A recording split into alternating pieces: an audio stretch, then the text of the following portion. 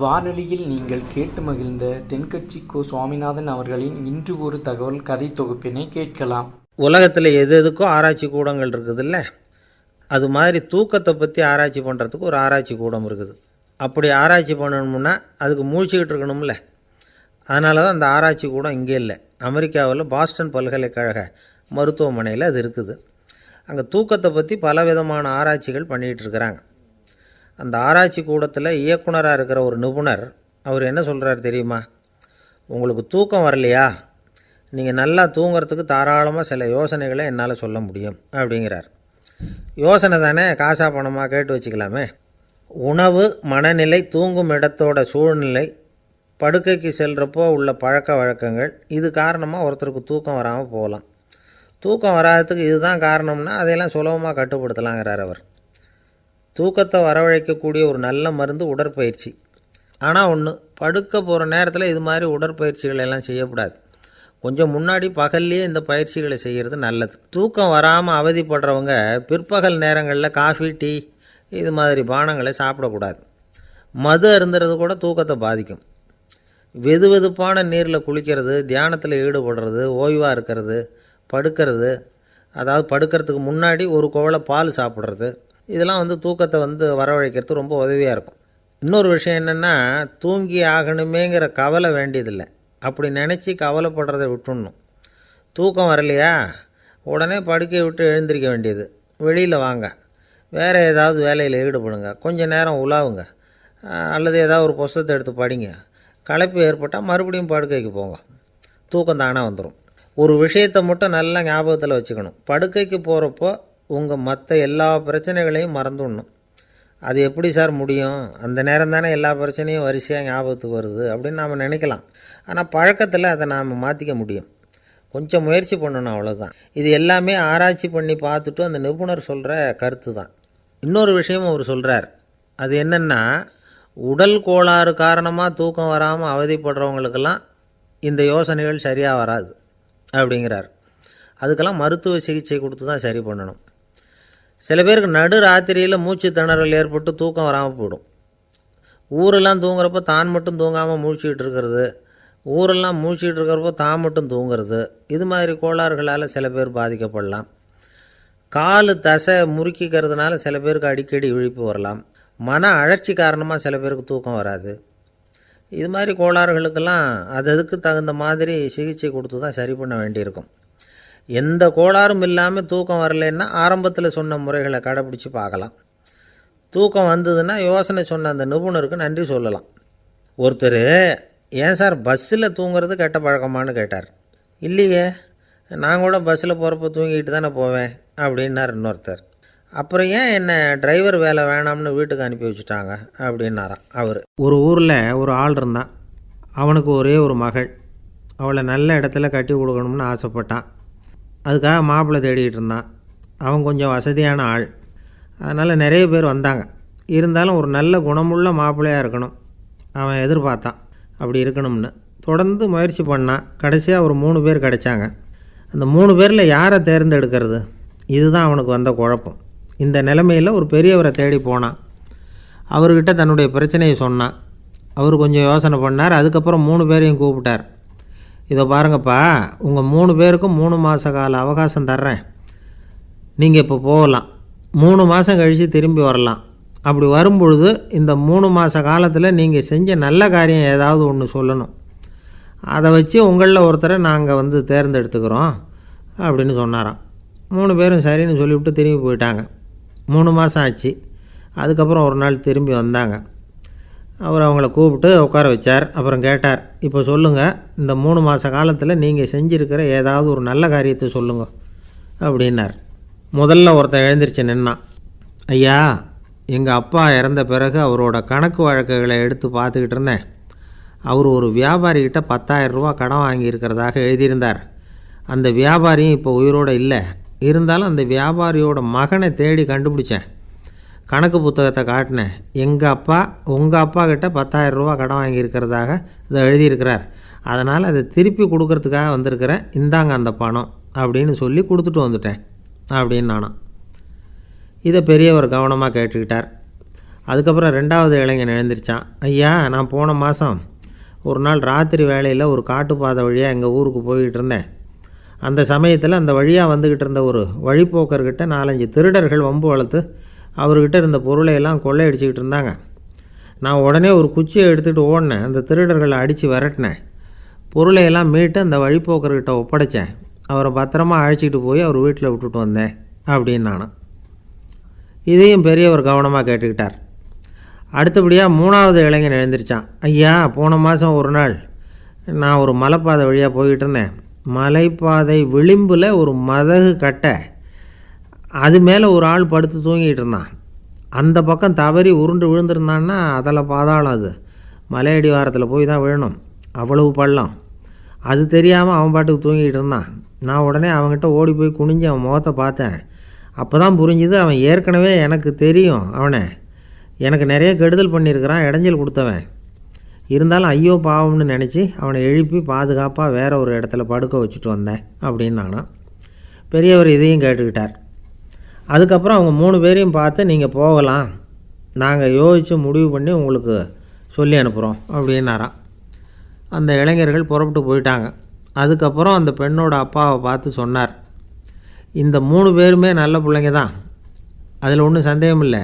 இருந்தாலும் இந்த 3 பேர் செஞ்ச செயல்களையும் ஒப்பிட்டு பார்க்க வேண்டியிருக்கு. முதல் இளைஞன் நேர்மைக்கு எடுத்துக்காட்டாக விளங்குறான். இந்த காலத்தில் இது மாதிரி இளைஞர்களை பார்க்குறது ரொம்ப கஷ்டம்தான். இருந்தாலும் அவன் கடமையை தான் செஞ்சான். ரெண்டாவது இளைஞன் நல்ல வீரன், தைரியசாலி. ஒரு வீரன் எதை செய்யணுமோ அதைத்தான் இவன் செஞ்சான். இவன் ஒரு லட்சிய மனிதன். மூணாவது இளைஞன் தன்னுடைய பகைவனுக்கே உதவி செஞ்சுருக்கான். அவன் உயிரை காப்பாற்றியிருக்கிறான். பகைவனுக்கு அருள்வதுங்கிறது ஒரு சாதாரண மனுஷனால் செய்யக்கூடிய காரியம் இல்லை. பகையை மறக்கிறதும் பகைவனுக்கு அருள்வதும் தெய்வீக பண்புகள்.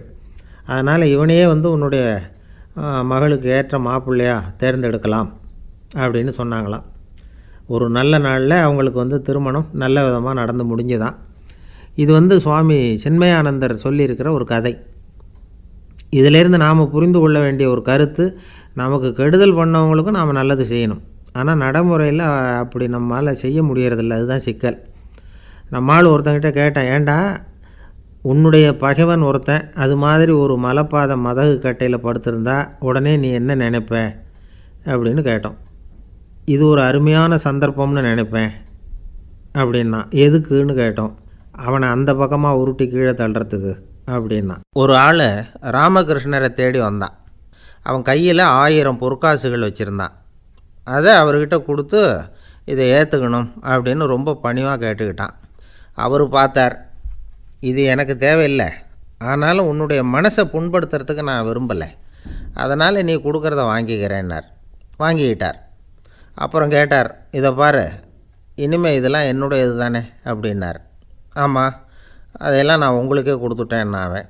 சரி, இப்போ நீ எனக்காக ஒரு காரியம் பண்ணணும்னார்.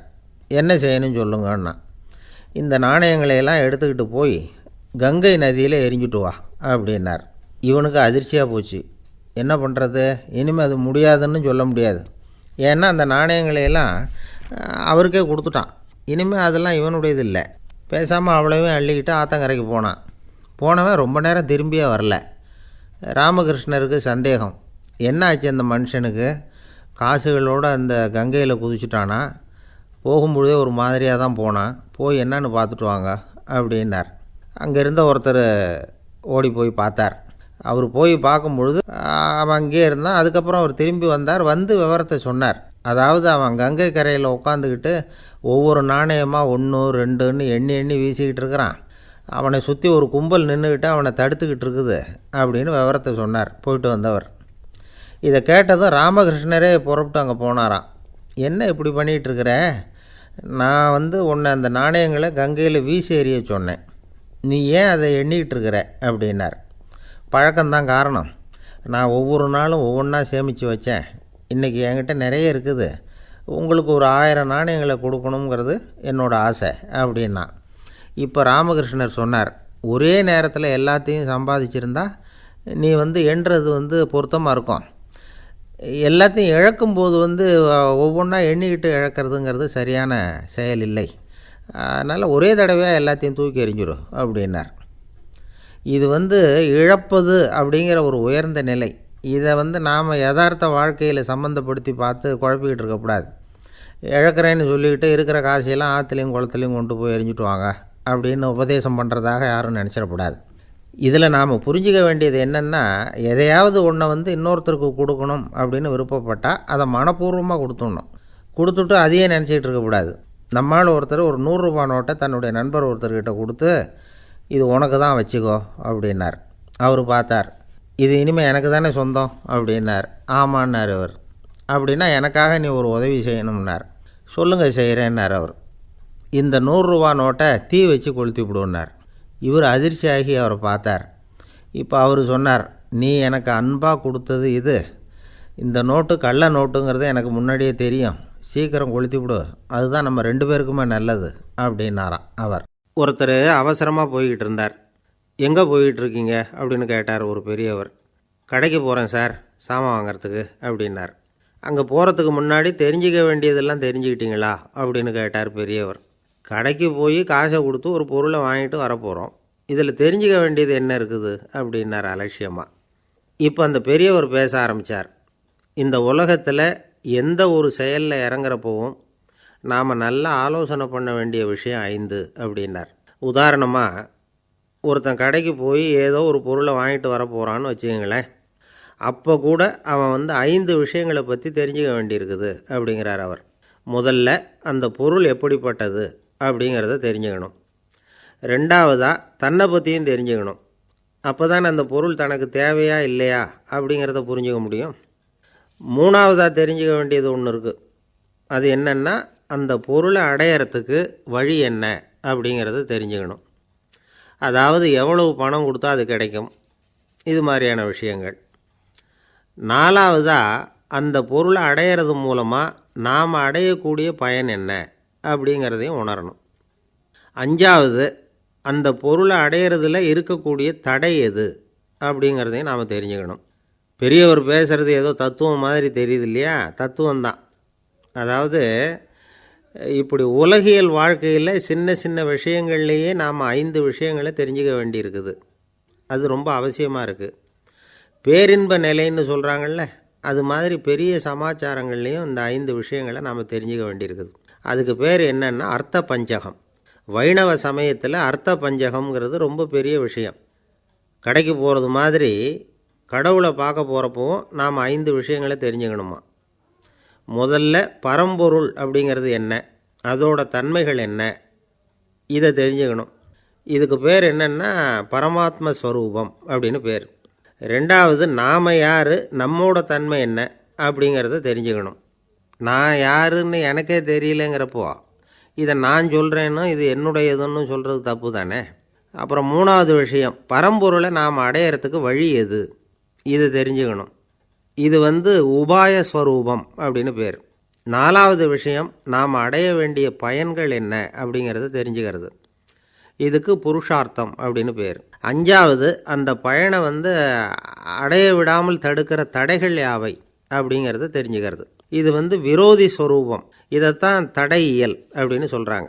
அதாவது பரமாத்மாவை பற்றிய அறிவு, ஜீவாத்மாவை பற்றிய அறிவு, உபாயம் பற்றிய அறிவு, புருஷார்த்தம் பற்றிய அறிவு, இந்த 4 அறிவுக்கும் எதிரடையாக, அதாவது அதையெல்லாம் தப்பாக புரிஞ்சுக்கிறதால உண்டாகக்கூடிய அறிவு விரோதி ஸ்வரூபம். என்ன இது தகவலில் ஏதாவது கதை சொல்லுவீங்கன்னு பார்த்தா ஏதோ தத்துவம் பேசிகிட்டு இருக்கிறீங்களே அப்படின்னு நினைக்கலாம். இதுவும் தெரிஞ்சிக்க வேண்டிய ஒரு பெரிய விஷயந்தான். காதில் போட்டு வச்சா எப்போவாவது உபயோகப்படும். என்னுடைய நண்பர் ஒருத்தர் ஒரு நாள் என்கிட்ட சொன்னார், சார், அடுத்த மாதம் தஞ்சாவூரில் ஒரு கல்யாணம், போகிறதா வேண்டாமா அப்படின்னு ஒரே குழப்பமாக இருக்குது அப்படின்னார். நான் உடனே இந்த அர்த்த பஞ்சக உபதேசம் பண்ண ஆரம்பித்தேன். அவர் எல்லாத்தையும் பொறுமையாக கேட்டுவிட்டு, சரி சார், நான் போகிறதுன்னு முடிவு பண்ணிவிட்டேன்னார். எப்படி இந்த முடிவுக்கு வந்தீங்க அப்படின்னு கேட்டேன். அவர் சொன்னார், சார், அந்த 2வது பாயிண்ட் ஒன்று சொன்னீங்களே, அதை புரிஞ்சுக்கிட்டதுக்கு அப்புறம்தான் இந்த முடிவுக்கு வந்தேன் அப்படின்னார். என்ன 2வது பாயிண்ட்டுன்னு? அதாவது தன்னை பற்றி புரிஞ்சுக்கணும் அப்படின்னு சொன்னீங்க. உடனே என்னை பற்றி புரிஞ்சுக்கிட்டேன், நான் யாருங்கிறது எனக்கு தெரிஞ்சுது, உடனே போகிறது தான் நல்லதுன்னு முடிவு பண்ணிவிட்டேன்னார். நீங்கள் யாருன்னு கேட்டேன். நான் தான் சார் அந்த கல்யாணத்தில் தாலி கட்ட வேண்டிய மாப்பிள்ளை அப்படின்னார். ஒரு தந்தை தன்னோட பிள்ளைய ரொம்ப தைரியசாலியாக வளர்க்கணும்னு ஆசைப்பட்டார். அதுக்காக அவனை கூப்பிட்டு உட்கார வச்சு இப்படி உபதேசம் பண்ணார். இதை பாருப்பா, நான் உன்னாட்டம் இருக்கிறப்போலாம் எதுக்கும் பயப்பட மாட்டேன், ரொம்ப துணிச்சலாக இருப்பேன். ஒரு நாள் ஒரு அப்பாவி எலியை ஒரு பூனை துரத்திட்டு ஓடிச்சு. நான் உடனே என்ன செஞ்சேன் தெரியுமா? அந்த பூனையை பிடிச்சேன், அது வாலில் ஒரு பட்டாசு சரத்தை கட்டினேன், கொளுத்தி விட்டேன், படபடன்னு வெடிக்க ஆரம்பிச்சுட்டுது. அது துள்ளிக்கிட்டு அங்கேயும் இங்கேயும் ஓடி இருக்கு பாரு ஓட்டம், ரொம்ப தமாஷு அப்படின்னார் அப்பா. இப்படி சொல்லிவிட்டு பையனை பார்த்து, இதை கேட்குறதுக்கு உனக்கும் துணிச்சல் வருதா? நான் என்னுடைய செயலை நீ கேட்குறப்போ உனக்கு துணிச்சல் வருதா அப்படின்னு கேட்டார். வருதுன்னா பையன். எப்படின்னா அப்படிங்கிற விவரத்தையும் சொன்னான் அவன். அதாவது எலியை விரட்டினத்துக்காக பூனை வாலில் பட்டாசு கொளுத்துனீங்க நீங்கள், பூனையை விரட்டினத்துக்காக உங்கள் கழுத்தில் பட்டாசு சரத்தை மாட்டினா என்னென்னு தோணுது எனக்கு அப்படின்னு நான் பையன். பையனோட துணிச்சல் அப்பாவே நடுங்க வச்சுட்டுது. அது சரி, ஒரு அப்பா பிள்ளைக்கு இப்படியா உபதேசம் பண்ணுறது? எல்லாருக்கிட்டையும் அன்பாக பழகிறது எப்படி அப்படின்னு சொல்லி கொடுக்கணும். பிஞ்சு உள்ளங்களில் நெஞ்ச தூவலாமா? ஒரு நாள் விநாயகர் ஒரு பூனையோடு விளையாடிக்கிட்டு இருந்தாராம். அப்படி ஆசையாக விளையாடிக்கிட்டு இருந்தப்போ அவரோட கை நகம் தவறுதெல்லாம் பூனையோட முகத்தில் பட்டுட்டு தான். அது ஒரு சின்ன கீறலை உண்டாகி விட்டுது. அப்பா அவர் அதை ஒரு பெருசாக நினைக்கல. கொஞ்ச நேரத்துக்கு அப்புறம் விநாயகர் வீட்டுக்கு வந்தார். அவங்க அம்மா பார்வதி தேவியை பார்த்தார். பார்வதி தேவி கன்னத்தில் விரலால் கீறினது மாதிரி ஒரு அடையாளம் இருந்தது. விநாயகருக்கு அதிர்ச்சி, ஆச்சரியம். நம்ம அம்மா இந்த உலகத்துக்கே தாயார், அப்பேற்பட்ட அவங்க முகத்திலேயே கீறலை உண்டாக்கக்கூடியவங்க யாராக இருக்க முடியும் அப்படின்னு யோசனை பண்ணார். தாயே, உன்னுடைய கன்னத்தில் இந்த வடு எப்படிம்மா ஏற்பட்டதுன்னு கேட்டார். குழந்தாய், இது நீ செஞ்ச காரியம்தான்ப்பா, உன்னுடைய கை நகம் கீறினதுனால ஏற்பட்ட வடு தான் இது அப்படின்னாங்க அவங்க. விநாயகர் திடுக்கிட்டு போட்டார். எப்படிம்மா அது? நான் எந்த காலத்துலேயும் ஒன்று அப்படி கீறினதாக எனக்கு நினைவு இல்லையே அப்படின்னார். இன்றைக்கி காலையில் ஒரு பூனையை கீறினதை நீ மறந்துட்டியா அப்படின்னாங்க அந்த அம்மா. விநாயகர் திகைச்சு போய் நின்னார். பார்வதி தேவி சொன்னாங்க, இதை பார்ப்பா, இந்த உலகத்தில் இருக்கக்கூடிய எல்லா உயிர்கள்லேயும் நான் இருக்கிறேன், நான் தான் இந்த உலகமாக ஆகியிருக்கிறேன். ஆகையினால நீ யாரை துன்புறுத்தினாலும் அது உண்மையிலேயே என்ன துன்புறுத்தினதாக தான் வந்து முடியும் அப்படின்னாங்க. விநாயகர் மனசுக்குள்ளே ஒரு வெளிச்சம் ஏற்பட்டு தான். அதுக்கப்புறம் அவர் யாரையுமே கல்யாணம் பண்ணிக்காததுக்கு அதுதான் காரணமாக. இந்த உலகத்தில் எல்லாரையும், இங்கே இருக்கிற எல்லாத்தையும் தாயின் வடிவமாக அவர் பார்க்க ஆரம்பிச்சிட்டாராம். குருதேவர் ராமகிருஷ்ணர் இந்த கதையை எடுத்து சொல்லியிருக்கிறார். நபிகள் நாயகம் ஒரு தடவை ஒரு நாற்காலியில் உட்காந்து என்னமோ யோசனை பண்ணிகிட்டு இருந்திருக்கிறார். அப்போ அவரோட உடையில் ஒரு கீழ்ப்பகுதி தரையில் படிஞ்சு கிடந்திருக்குது. அங்கே விளையாடிக்கிட்டு இருந்த ஒரு பூனை அது மேலே வந்து படுத்து தூங்கி போச்சு. தொழுகை செய்ய வேண்டிய நேரம் வந்துட்டுது. நபிகள் நாயகம் எழுந்திருக்க பார்த்தார். அப்போ தான் பூனை தன்னோட உடை மேலே படுத்து தூங்கிட்டு இருக்கிறது கண்ணில் படுது. பூனையோட தூக்கத்தை கலைக்க விரும்பல அவர். தன்னுடைய சகோதரியை கூப்பிட்டார். ஒரு கத்திரிக்கோல் எடுத்துகிட்டு வர சொன்னார். பூனை படுத்திருந்த உடைப்பகுதி மட்டும் இருக்குல்ல, அதை மட்டும் அதோட கத்திரிச்சு விட்டுட்டு அதுக்கப்புறம் அவர் எழுந்திரிச்சு தொழுகைக்கு போனாராம். அதாவது பிற உயிர்கள்கிட்ட எப்படி அன்பு காட்டணுங்கிறத பெரியவங்க எவ்வளவோ விதத்தில் நமக்கு எடுத்து காட்டியிருக்கிறாங்க. இருந்தாலும் எத்தனை பேர் மனசில் அதெல்லாம் உரைச்சிருக்குது? நாமளும் நம்ம ட்ரெஸ்ஸு மேலே ஒரு பூனை படுத்திருந்தா ஒரு கத்திரிக்கோலை தான் தேடுவோம், எடுத்துக்கிட்டு வர சொல்லுவோம். துணியை வெட்டுறதுக்கு பதிலாக இல்லை அதோட வாழை வெட்டினா என்ன அப்படின்னு தோணும். ஒரு ஆள் ரொம்ப பிரியமாக ஒரு பூனையை ஆற்றுல குளிப்பாட்டிக்கிட்டு இருந்தானா. எப்படி? அந்த பூனையை ஆற்று தண்ணியில் அமுக்கி அமுக்கி குளிப்பாட்டிக்கிட்டு இருக்கிறான். அந்த வழியாக போன பெரியவர் ஒருத்தர் இதை பார்த்தார். இதை பார்ப்பா, பூனையை அது மாதிரி ஆற்று தண்ணியில் அமுக்கி குளிப்பாட்டாத, மூச்சு திணறி செத்து போடும் அப்படின்னு அட்வைஸ் பண்ணார். நீ போய் அவன் வேலையை பார்த்துக்கிட்டு, எனக்கு எல்லாம் தெரியும்னா இவன். சரின்னு அவர் போயிட்டார். கொஞ்ச நேரம் கழித்து அவரே அந்த வழியாக திரும்பி வந்துக்கிட்டு இருந்தார். ஆற்றுல பூனையை குளிப்பாட்டிக்கிட்டு இருந்தவன் அழுதுகிட்டு உட்காந்துருக்கிறான். பக்கத்தில் அந்த பூனை செத்து கிடக்குது. இதை பார்த்தார் பெரியவர். நான் தான் அப்போவே சொன்னேனே அந்த பூனையை ஆற்றுல நினைக்காதேன்னு, அதை கேட்டிருந்தா அப்படி ஆயிருக்குமா அப்படின்னார். அந்த ஆள் கோபமாக இவரை முறைச்சி பார்த்தான். அட போய்யா, இந்த பூனை ஆற்றுல குளித்ததுனால ஒன்றும் செத்து போகல, குளித்ததுக்கப்புறம் அதோட உடம்பு ஈரமாக இருக்குதுன்னு அதை புழிஞ்சேன், அதனால தான் இப்படி ஆயிட்டுது அப்படின்னு நானா. ஒருத்தரை பார்த்து உன்னுடைய நண்பர்கள் யார் அப்படின்னு ஒரு கேள்வி கேட்டு பாருங்க. கொஞ்சம் யோசித்து பதில் சொல்லுவாங்க. அவங்கக்கிட்டேயே உன்னுடைய எதிரிகள் யார் அப்படின்னு கேளுங்க, கடகடன்னு ஒப்பிச்சிருவாங்க. நம்ம மனசு இருக்க அது எப்படின்னா, நம்ம நண்பர்களை விட எதிரிகளை அது நல்லா ஞாபகத்தில் வச்சுக்கும். இது ஒரு ஆச்சரியமான உண்மை. உங்களால் நண்பர்களை மறந்துட முடியும், ஆனால் எதிரிகளை மறந்துட முடியாது. இது ஒரு வேடிக்கையான நிலைமை தான். அழகான தருணங்களை நாம் ஏன் மறந்துடுறோம்? இது இயற்கை. ஏன்னா நம்ம மனசு மலர்களை கவனிக்கிறதில்ல, அதில் இருக்கிற முள்ளை தான் கவனிக்குது. தன்னை காயப்படுத்துகிற எதையும் அது உடனே கண்டுகொள்ளுது. ஒரு தெளிந்த சிந்தனை உடைய மனசு மிக அழகாக உள்ள எல்லாத்தையும் கவனிக்கும். அது நன்றியுடன் உணரக்கூடிய எல்லாத்தையும் பார்த்து குறிச்சிக்கும். இப்படிப்பட்டவங்க வாழ்க்கை இயல்பாகவே நல்லா அமையும். அது ரொம்ப அபூர்வம். மனசில் உள்ள ஒரு சிறிய அமைப்பை மாற்றுவதை பொறுத்து தான் இந்த விஷயம் அப்படிங்கிறார் ஓஷோ. ஒரு யூத கோவில் இருந்து தான், அது யூதர்களின் மடமாகவும் இருந்தது. அங்கே ஒரு தலைமை குரு, அவர் ரொம்ப கண்டிப்பானவர். அந்த கோவிலை ஒட்டி ஒரு தோட்டம். ஒரு நாள் காலையில் அந்த தோட்டத்தில் 2 இளம் யூதர்கள் நடந்து போய்கிட்டு இருக்கிறாங்க. காலையில் 1 மணி நேரம், மாலையில் 1 மணி நேரம் அவங்க அந்த தோட்டத்தில் நடக்கிறதுக்கு அனுமதி உண்டு. மற்ற நேரங்களில் அவங்க மத புத்தகங்களை படிக்கணும், பிற விதிமுறைகளை கடைபிடிக்கணும். அந்த 2 பேருமே தொடர்ந்து புகைப்பிடிக்கிற பழக்கம் உள்ளவங்க. ஆனால் கோவில் மடத்தில் இருக்கிறப்போ அவங்க புகைப்பிடிக்க முடியாது, அது கடுமையான குற்றம்.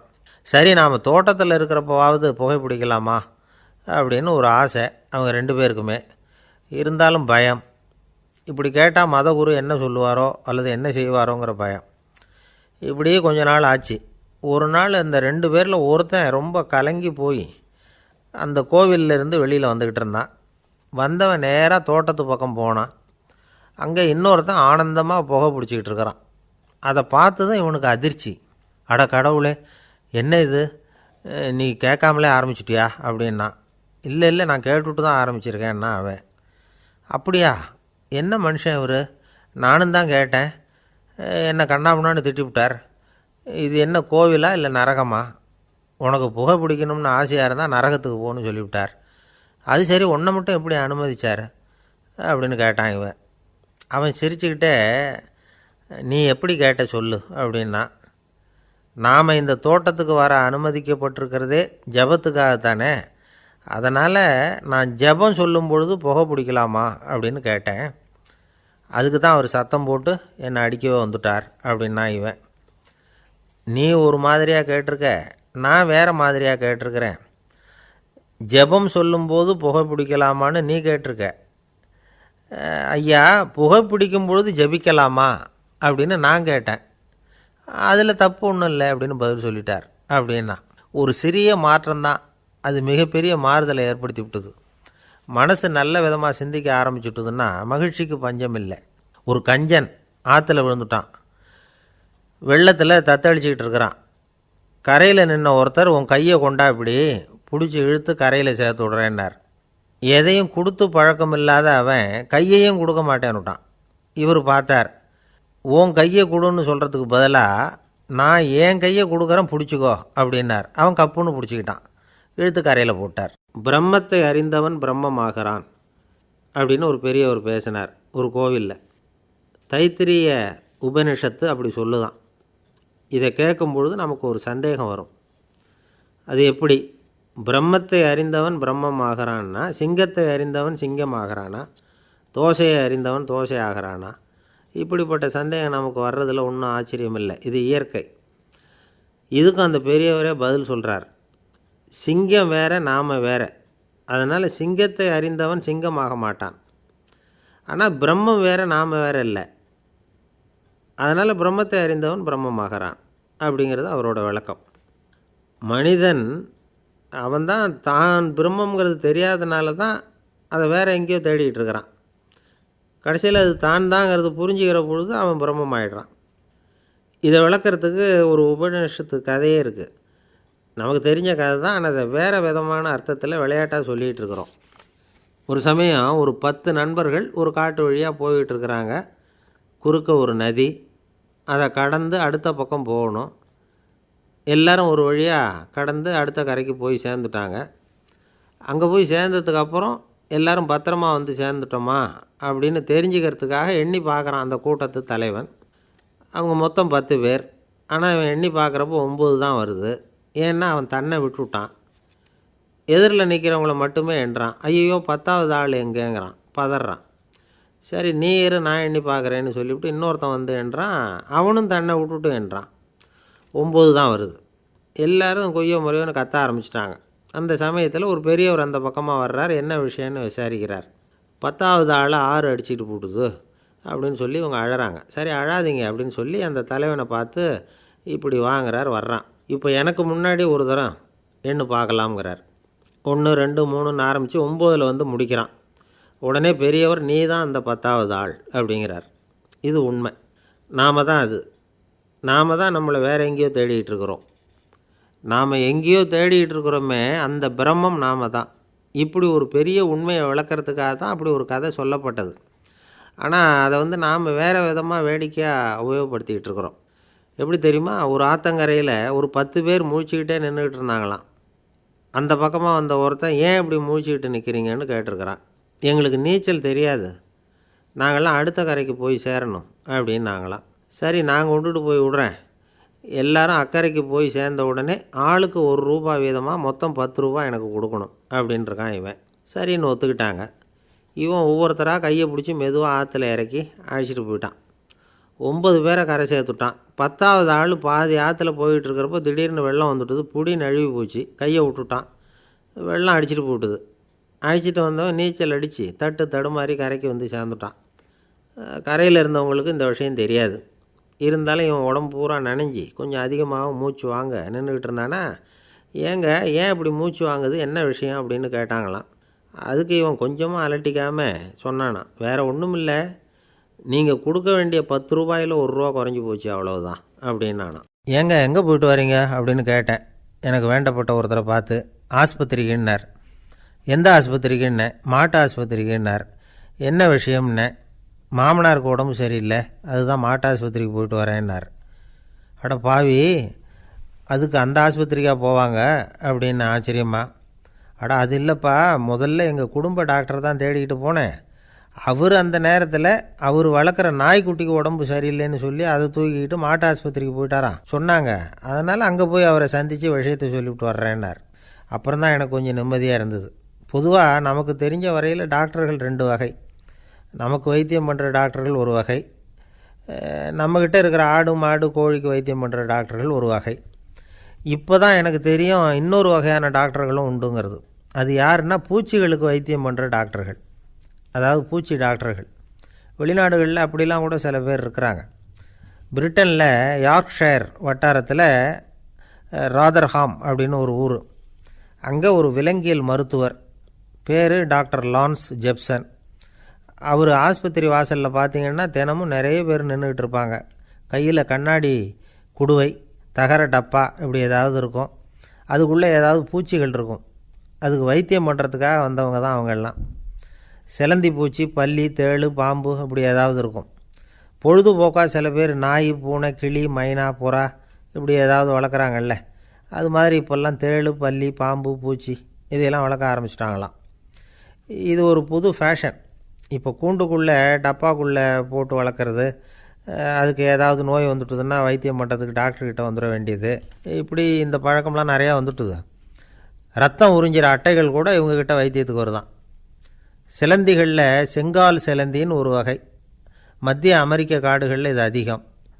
சிலந்திகள்லேயே ரொம்ப விலை உசந்தது இந்த ரகம்தான். கால்களில் சிவப்பு கோடுகள் இருக்கும். இந்த இனம் வந்து இப்போ குறைஞ்சிக்கிட்டே வர்றதுனால சர்வதேச விதிகளின்படி இவற்றின் ஏற்றுமதி இறக்குமதிக்கு தடை விதிக்கப்பட்டிருக்குது. அதனால் இதை வளர்க்குறவங்க வீட்டுக்குள்ளேயே இனவிருத்தி மூலமாக பெருக்கி விற்பனை பண்ணிட்டு வராங்களாம். அந்த வகை சிலந்திகள் தான் இப்போ வைத்தியத்துக்கு அதிகமாக வருதான். சரி, இதுக்கெல்லாம் எப்படி வைத்தியம் பண்ணுறாங்க? முதல்ல அதை வந்து குளிர்பதன பெட்டியின் வழுவழுப்பான சுவரில் விட்ட உடனே அதெல்லாம் மெதுவாக இறங்கி வரும். அப்போ அதன் நோயை கண்டுபிடிக்கிறது சுலபம். அப்புறம் அதுக்கு கிருமிகளை கொல்லக்கூடிய மருந்துகளையோ வலி நிவாரண மருந்துகளையோ கொடுப்பாங்க. கால் உடஞ்ச சிலந்திகளுக்கு பசையை கொண்டு ஆப்ரேஷன் பண்ணுவாங்க. சில சிலந்திகளுக்கு உடஞ்ச காலை எடுத்துட்டா புதிய கால் வளர்ந்துடும். சிலந்திகளை வந்து மனிதர்கள் கையில் எடுக்கிறப்போ அது பயந்து போய் கீழே குதிக்குது. அதனால் கால் உடஞ்சி விடுது, இல்லைன்னா வயிறு சேதமடையுது. அந்த நிலைமையில் வர்ற சிலந்திகளுக்கு மயக்க மருந்து கொடுத்து ஆப்ரேஷன்லாம் கூட பண்ணுறாங்களாம். பார்த்தீங்களா பூச்சிகளுக்கு வந்த வாழ்வே. நம்ம ஊர்லேயும் வீடுகளில் பூச்சிகள் வளர்க்குறது உண்டு. ஒருத்தர் வந்தார், எனக்கு 3000 கரப்பாம்பூச்சி அவசரமாக தேவைப்படுது, எங்கே கிடைக்கும்னு கேட்டார். கரப்பாம்பூச்சியா, அது என்னத்துக்குன்னு கேட்டோம். அது வேறு ஒன்றும் இல்லை, நான் குடியிருக்கிற வாடகை வீட்டை காலி பண்ண போகிறேன். வீட்டு சொந்தக்காரர் என்ன சொல்கிறாருன்னா, இந்த வீட்டுக்கு நான் குடி வந்தப்போ எப்படி இருந்ததோ அதே நிலைமையில் விட்டுட்டு போகணும்னு வீட்டுக்காரர் சொல்லியிருக்கிறார், அதனால தான் கேட்டேன் அப்படின்னார்.